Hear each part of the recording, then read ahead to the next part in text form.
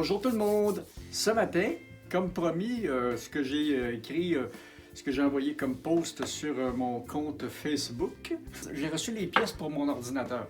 C'était pas grand-chose parce que mon petit Mac que j'ai ici, là, je sais pas si on le voit, je sais pas si on le voit dans l'image, mais mon petit Mac Pro que j'ai de 2012, c'est une excellente machine. Avec le dernier OS que j'ai pu envoyer dedans, OS Catalina, et que Apple supporte encore, parce qu'après ça, c'est Big Sur. Lui n'est pas compatible avec ça. Ben, je pourrais toujours essayer de fonctionner avec ça, mais en tout cas, Catalina va bien, puis on va rester là. Donc, ça me donne, étant donné que Apple le supporte, ça me donne encore une couple d'années. Donc, ça valait la peine de donner un petit coup de jeune à cette machine-là. Ça valait la peine aussi d'extensionner sa capacité de stockage. Parce que mon problème, c'est que cette machine-là fonctionne sur un SSD. Le SSD en fait une machine qui est très réactive et très rapide. Mais son SSD est de 128 MB. C'est vraiment trop petit. Parce qu'à l'époque, quand j'ai eu la machine, ça faisait un petit peu le travail, mais maintenant j'ai besoin d'autres logiciels. J'ai besoin pour mes logiciels de musique, j'ai besoin de banques de sons, j'ai besoin de plein de choses. Puis j'ai plus de place dans le SSD. Tout est remisé sur des disques, tous mes documents sont remisés sur des disques extérieurs. Le disque interne de la machine ne contient que les logiciels. Ça fait longtemps que je fonctionne comme ça. Donc, alors, petite enveloppe ici, là, ok? J'ai un beau SSD de 500 GB, mais 480 GB. Ils ont marqué, parce que si on achète un 500, on a rarement les 500 disponibles en même temps. Donc, un beau SSD de 500 GB. Puis ça me tentait pas de démonter mes autres vieux disques nomades. Alors j'ai un contrôleur SATA. J'ai un contrôleur SATA USB. Donc on va pouvoir. L'enjeu, c'est de brancher ça sur le Mac par le port USB, le nettoyer, le formater pour en faire un disque Mac et ensuite de cloner mon disque dur sur le disque externe. Une fois que ça c'est fait, on prend le disque qui est ici puis on le met dans le Mac parce que c'est le même, ce que j'ai vérifié à l'intérieur du Mac, c'est le même modèle de disque. Donc on va vous montrer ça. Je suis en train présentement d'explorer le système de disque. Et le système ne semble pas me permettre de cloner un disque pour en faire un disque démarrable. Donc, il y a d'autres options qui se présentent. Je pourrais, Time Machine, je crois, ne me le permet pas non plus. Il me permet de restaurer un Mac ou de restaurer un disque dur, mais je pense qu'il ne me permet pas de faire un disque démarrable. Donc, je vais devoir aller chercher un logiciel extérieur. Alors, la deuxième étape, je suis allé chercher un logiciel que les utilisateurs Mac m'ont recommandé qui s'appelle Carbon Copy Cloner. Donc, je vais explorer ça, puis et puis je vous reviens. Là, je suis dans le menu de Carbon Copy Cloner. Ça semble assez simple à utiliser. Donc maintenant, ce que je vais faire, c'est prendre mon disque et son contrôleur et je vais les brancher dans un des ports USB de mon Mac. Et je vous reviens après ça. Voilà, le petit disque est branché, le contrôleur est en marche. Mon ordinateur me dit que le disque n'est pas lisible par cet ordinateur. Donc, on l'initialise. J'ai sélectionné mon disque interne ici comme source. Puis maintenant, une destination, le nouveau HD. Voilà. Lui me donne un nouveau message. La capacité de mon disque en Mac OS étendu journalisé, je ne le partitionne pas.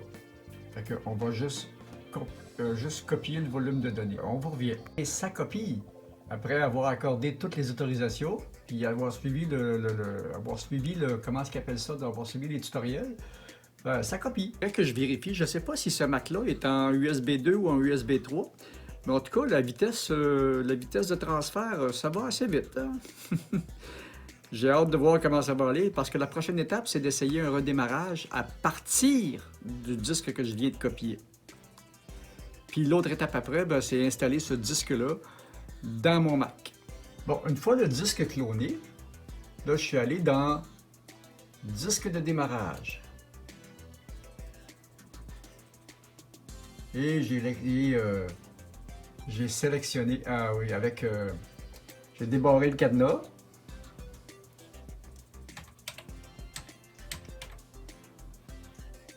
Déverrouillé. Et là, le disque de démarrage est disponible. Alors, je lui dis redémarrer. Et puis, ça prend quand même un certain temps parce que c'est pas la vitesse du SATA interne. Fait que le disque a cherché un petit bout de temps comment démarrer. Il a fini par démarrer tout seul. Ça a pris quelques secondes.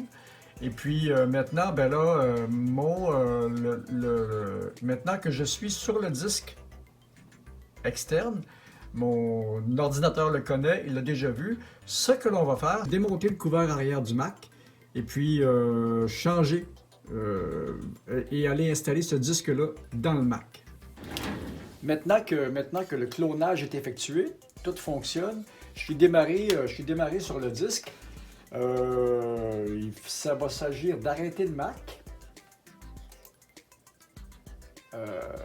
Éteindre. On va éteindre le Mac. On éteint le Mac. Maintenant, on va tout débrancher parce qu'il y a pas mal de stock de brancher dans cette petite machine-là. Parce que cette machine-là, à l'époque, ce qui est le fun, ce Mac-là a un lecteur de disque compact et de DVD qui ne me sert à peu près plus, qui me sert à peu près plus jamais. C'est les dernières versions qui avaient encore ça. Et puis, j'ai le système MagSafe pour son courant, j'ai le port le port Ethernet pour le modem, j'ai un port FireWire 800, si je me souviens bien, et j'ai un port Thunderbolt. C'était les premiers à avoir des ports Thunderbolt, plus 2 ports USB, puis un port de carte SD.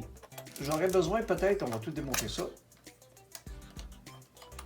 C'est sûr que j'aurais besoin d'une machine un peu plus rapide, un peu plus puissante, mais en réalité, pour le travail que je fais, il y a encore de la misère un peu avec les vidéos 4K.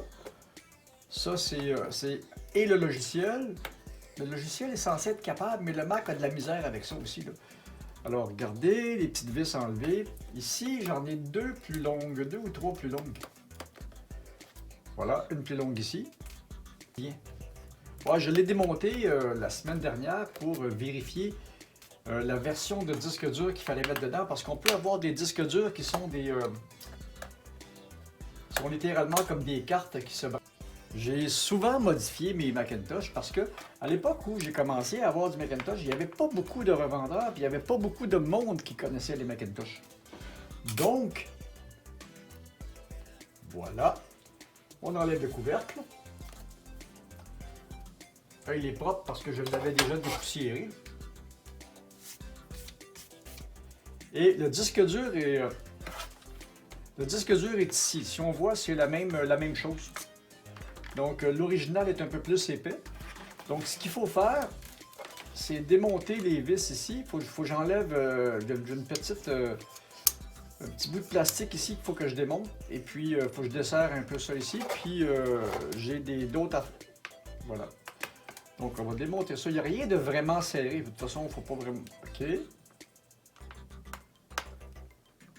Voilà. Voilà. OK. Là, il faut faire attention parce que ça, c'est fragile. Donc, il faut que j'arrive à retirer la nappe.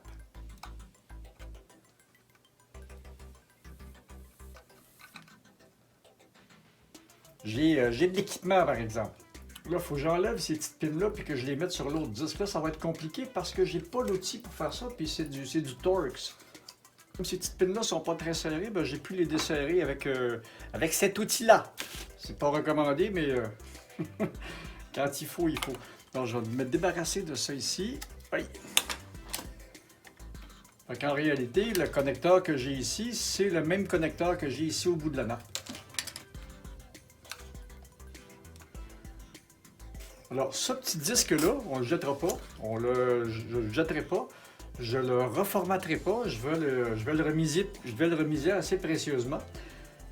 au cas où j'aurais des problèmes, ben, tous mes logiciels, tous mes logiciels sont dans ce petit disque-là.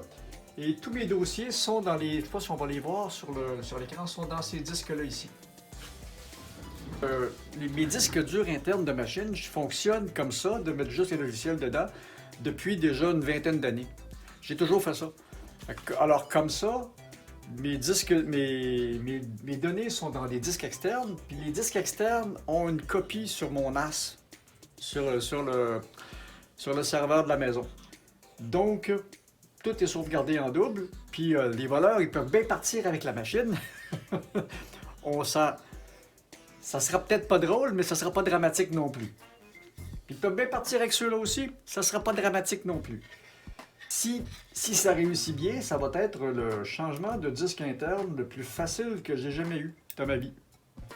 Alors ces petites pins-là, ça rentre dans les encoches que j'ai ici. Donc, on va rebrancher la nappe. Sans la plier, sans la forcer, sans rien du tout. Voilà.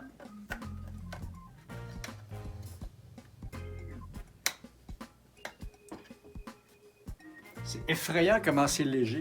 Par rapport au disque à plateau, là.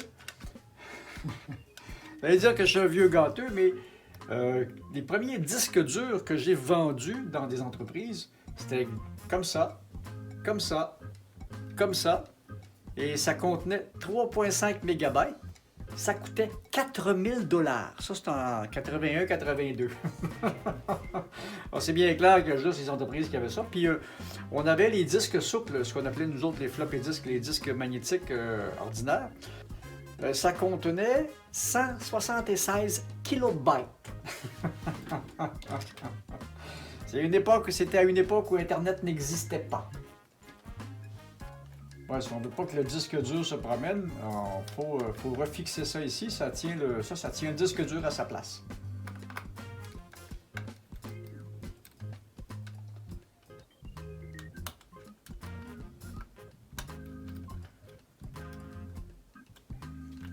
Voilà, là il bouge plus.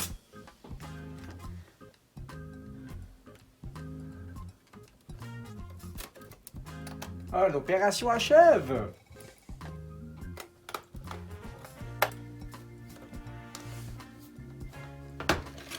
Maintenant, on va voir si tout fonctionne bien. Pour brancher, je vais juste rebrancher mon écran parce que j'aime ça marcher. Je vais juste rebrancher mon écran parce que j'aime ça brancher avec mon grand fonctionner avec mon grand écran. Alors quand je fonctionne avec le grand écran, j'avais acheté ce petit module-là qui part de mon port Thunderbolt, puis qui s'en va vers un. Je vais vous montrer ça. Qui s'en va vers une connexion à 15 broches. Je ne sais pas si c'est du DVI ou je sais pas, je n'ai pas regardé les standards. Et le moniteur, c'est les premières générations d'ACL avec un. Lui, c'est pas. Il est assez mince, c'est pas un fluorescent qui est en arrière, c'est vraiment. Son rétroéclairage est vraiment. Son rétroéclairage est vraiment LCD. Donc, parce que les écrans fluorescents, c'était ça le problème. C'était ça le problème. Quand on partait l'écran, au moins une demi-heure avant que. Je dis une demi-heure, au moins 15-20 minutes avant que l'écran ait sa vraie couleur, parce que le fluorescent, à mesure qu'il se réchauffe et qu'il se place, sa température de couleur change. Mais avec les Dell, c'était ça le gros avantage. Tu allumes l'écran, il est prêt. Ça fonctionne du premier coup. Donc, on va redémarrer le Mac. Ça démarre. L'écran vient de démarrer. Alors, le disque que j'ai cloné est devenu un disque démarrable que j'ai mis dans le Mac. Puis là, il démarre sur le clone. Le premier démarrage va prendre un peu plus de temps. Donc, là, j'ai mon écran, j'ai toutes mes affaires. Safari, tout fonctionne. Okay. Et lui, il est reparti carrément à la dernière place que j'étais, Download Australian New Overland, OK? Fait que... Waouh! It's a genius. Fait que là, si je repars mon disque dur externe, d'habitude quand je regardais sur mon HD, il était plein jusque-là. Là, j'ai 479 gigs de disponibles sur les... Combien de gigs que j'ai mis déjà? Partagé avec les autres volumes. OK, fait que là, je me trouve à avoir utilisé 11 gigs. Autre volume. OK, le système... OK, fait que j'ai 85 gigs dans le disque. Je ne sais pas s'il a tout transféré, parce qu'il y a des affaires qu'il n'a pas dû transférer, probablement. Mais en tout cas, jusque-là, ça se présente bien. Le port FireWire de cette machine-là gère cette machine-là, cette machine-là et cette machine-là. On va tasser les affaires. Mon bureau, c'est toujours la catastrophe. Bon, j'avais aussi la possibilité de prendre le contrôleur de ce disque-là, qui est un disque externe à plateau. C'est une vieille technologie. Mais ça me tentait pas. Ça me tentait pas de faire de bricolage. Alors, quand j'ai vu que ça coûtait juste 20$, ce petit module-là, la plug USB, l'électronique est dedans. Fait que je vais pouvoir installer toutes les mises à jour de Catalina, ce que je n'osais pas faire parce que j'avais plus de place. Et puis c'est ça, là, mon disque dur externe fonctionne. Le démarrage de ce disque-là a été initialisé. Tout fonctionne, j'ai toutes mes affaires, tout va bien. Regardez mes beaux ordinateurs. J'ai un vieux Mac. Un vieux iMac, lui, il ne fonctionne pas. Je vais essayer de le remonter. Il y a quelque chose dans le power supply qui fait défaut.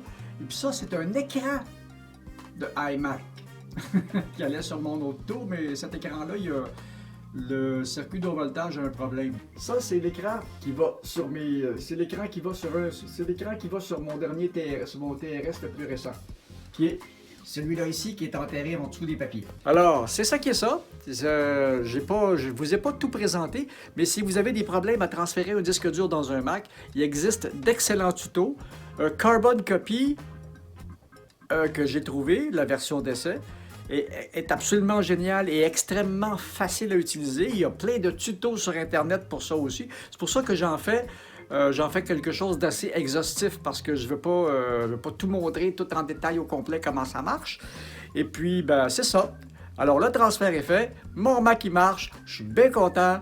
J'ai de l'espace. Je vais pouvoir faire tout ce que j'ai à faire. Alors, c'est ça. À la prochaine. Salut. Le prochain coup, on s'en va dans la cuisine. J'ai un petit quelque chose de spécial à vous montrer. Salut!